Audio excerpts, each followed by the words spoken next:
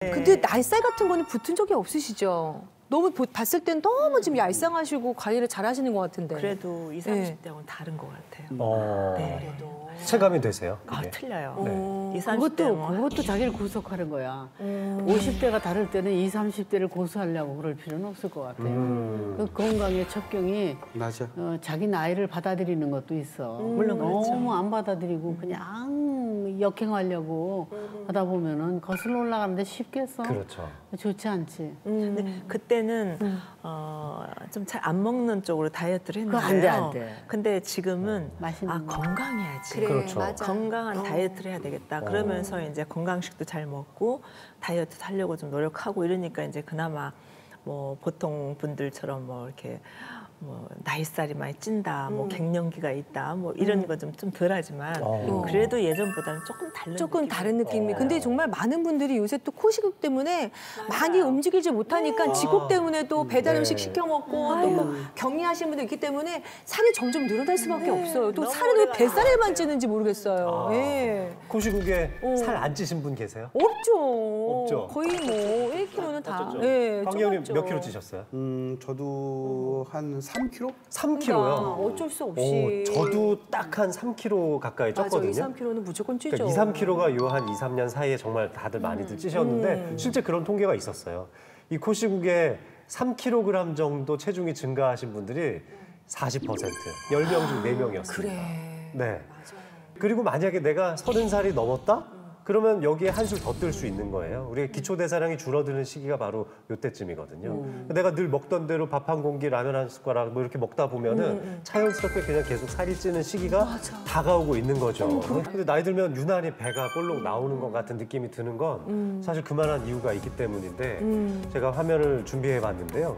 이 CT 사진이거든요. 복부의 CT 사진이고 겉부분 테두리에 있는 초록색 부분이 피하지방, 안쪽에 붉은색으로 표시한 것이 이제 내장 지방인데요. 우리가 처음에 음식을 먹고 지방이 쌓이기 시작하면 피하지방 위주로 처음에는 쌓입니다. 그러다가 피하지방의 저장을 할 때까지 다 해보고 나면 나중에는 결국 이제 내장 지방까지 침투가 되는 거거든요. 바로 이때 복부 둘레가 심각하게 증가하는 건데요. 우리가 일반적으로 복부 둘레가 증가하게 되면 여러 가지 질병의 원인이라고 하고 그걸 대사증후군의 시초라고 부르는데 그 기준이 있어요. 남성은 36인치, 36? 여성은 34인치 이상이다. 그러면 복부에 내장 지방이 쌓였던 거고 이렇게 되면 젊었을 때랑 체중은 똑같은데 배만 계속 나와 있는 체형을 유지하시는 분들 있죠. 이게 복부 나이살, 내장 지방이 많아졌다는 걸 의미하는 겁니다. 근데 중요한 거는요. 이제 보통은 그래 이제 나이 드니까 뭐 나이살 찌지, 뱃살 찌지 이렇게 생각하시는 분들이 굉장히 많아요. 근데 절대 그러시면 안 되는 게요. 이 내장 지방은 우리가 시한폭탄이라고 생각하시면 됩니다. 시한폭탄. 네, 뭐 보통 우리가 뭐 피하지방, 내장지방 하잖아요. 근데 피하지방은 사실은 어떤 외형적인 미용상 문제가 될 수 있지만 이 내장지방은 우리 몸의 여러 가지 질병을 부르는 시한폭탄이라고 생각하시면 되는데요. 이 내장지방이 계속 쌓이고 쌓이면 여러 가지 염증 물질을 분비하게 됩니다. 그럼으로써 여러 가지 뭐 혈관 질환이라든지 뭐 당뇨, 고혈압, 고지혈증 같은 대사 질환 그렇기 때문에 우리 생명을 앗아갈 수도 있거든요. 그래서 반드시 관리를 하셔야 됩니다. 아니 단순히 복부 날살이가 허리 라인만 망치는 게 아니라는 거잖아요. 그래서 이를 방치하면 어떤 일이 일어날지 화면으로 만나볼까요? 복부 날살이 이것까지 만든다. 자, 첫 번째는요. 혈관이 지방 혈관이 된다. 네. 야, 이게 뭐야? 혈관이 지방 혈관이 돼요. 지방 혈관이라는 말 처음 나 들어보셨죠? 지금 혈관이. 정상 혈관 사진 한번 보여드릴게요. 이렇게 깔끔합니다. 안쪽에 기름때 하나 없이 굉장히 깨끗하죠. 그런데 내장 지방이 혈관을 따라서 돌아다니다가 혈관벽에 상처가 발생하고 염증이 난 곳에 이 기름때가 끼기 시작하면 이 사진처럼 혈관 구멍이 점점 좁아지는 겁니다. 야, 이거 피가 하나도 안 보이고 그냥 노랬네. 뭐야 이게? 지방이야, 맞습니다. 지방. 이게 바로 지방혈관이라고 할 수 있는 거예요. 이게 점점 진행하면 결국 꽉 막혀버리는 거죠. 혈관이 막히면 혈액도 돌지 못하게 되고 특히나 여성인 경우에는요. 이 폐경 이후에 내장 지방이 많이 쌓여서 복부 비만이 온 여성은 그렇지 않은 여성보다 협심증, 심근경색증, 또 관상동맥 질환의 유병률이 15%가 더 높다는 연구 결과도 있습니다. 어머나. 아니 그런데 혈관이 살찌는 건 시작에 불과하다고 합니다. 우리 복부 나이살이 이것까지 만든다. 다음은요. 간에 지방이 쌓인다. 네, 이제 뱃살이 있다 보면은 이게 쌓이고 쌓여서 이제 간에도 쌓이는 거죠. 이것을 우리가 지방간이라고 하는데 네. 이 간은 다양한 업무를 하고 있는데 이 업무 중에 하나가 체내에 남는 이 탄수화물을 지방으로 변화시키는 이 지방을 만드는 업무가 있어요. 근데 자, 화면 먼저 한번 보실게요. 자, 여기 정상간은 우리 빨간 예쁜 선홍색이에요. 근데 지방간은 어때요? 색깔이 노랗죠.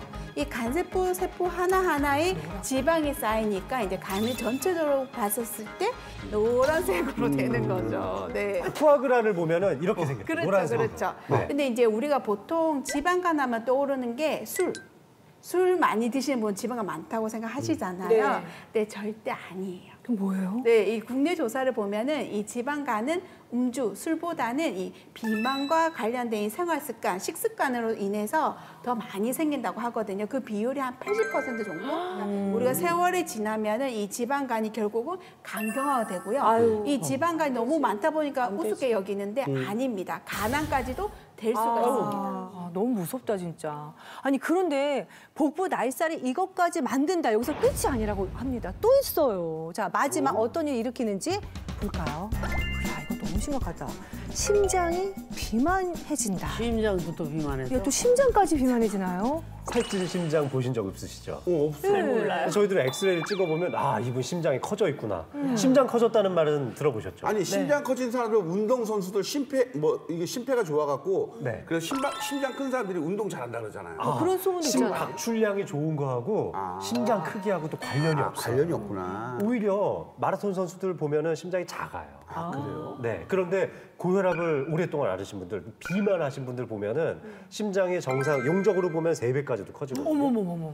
제가 충격적인 사진을 하나 준비했는데 자, 정상적인 심장은 이렇게 아주 선홍빛이 예쁘죠. 자, 그런데 비만 심장 한번 보세요. 아. 너무 쭈글쭈글하고. 네. 근데 색깔 자체가 실제 심장에도 지방질이 끼고 심장의 크기도 커질 수 있는데 하루에 10만 번 이상 뛴단 말이에요. 혈관이 살찌고 딱딱해지면 그 일을 감당해내지 못하니까 심장도 점점 더 힘들어지는 거예요. 힘들어지고. 점점 두꺼워지고 근육도 커지게 되지만 지방도 낀다는 게 정말 큰 문제거든요. 제가 심장병 중에 제일 싫어하는 게 바로 비후성 심근병증인데 비후성 심근병증은 관상동맥 질환보다도 더 안 좋아요. 왜냐하면 나도 모르게 갑자기 돌아가실 수 있거든요. 돌연사의 가장 큰 원인이 바로 비후성 심근병증이라고 볼 수가 있는데 이런 연구 결과가 있었습니다. 정상 체중이 있는 분들에 비해서 과체중인 분들은 전반적으로 약 1.7배 정도 비후성 심근병증이 발생할 가능성이 높아집니다.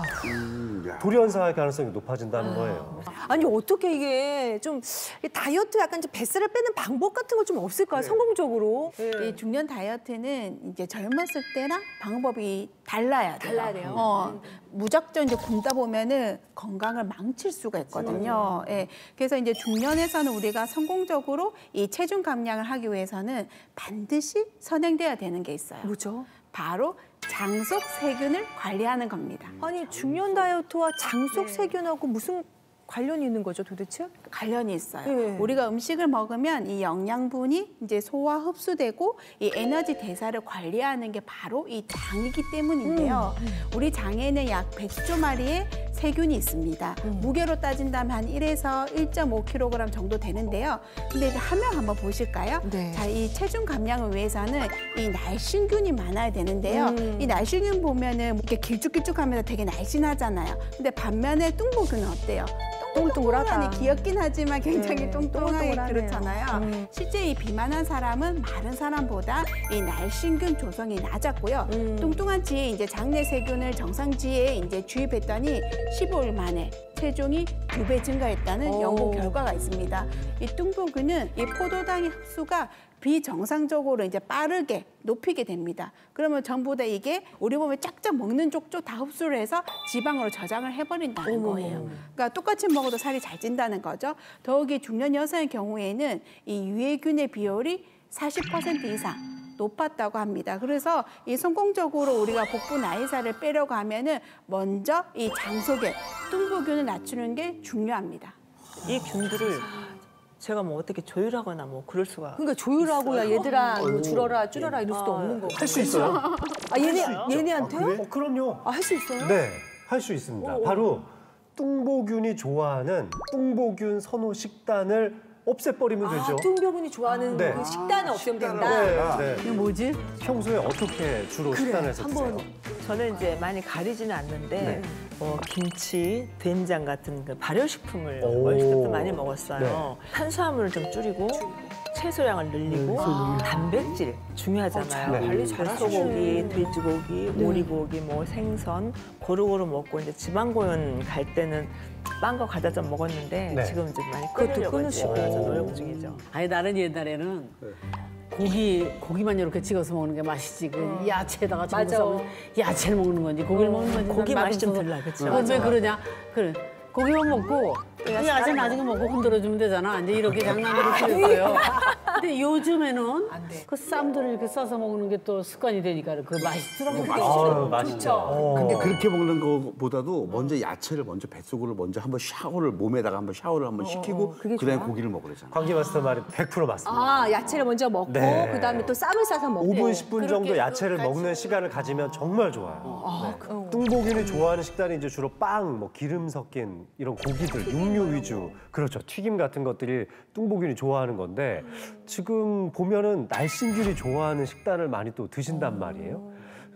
지금 살펴보면 약간 적정량의 식이섬유도 좀 들어있는 것 같고요. 또 발효식품도 날씬균이 좋아하는 식단 중에 하나거든요. 그리고 이제 단백질도 먹고. 그렇죠. 맞아요.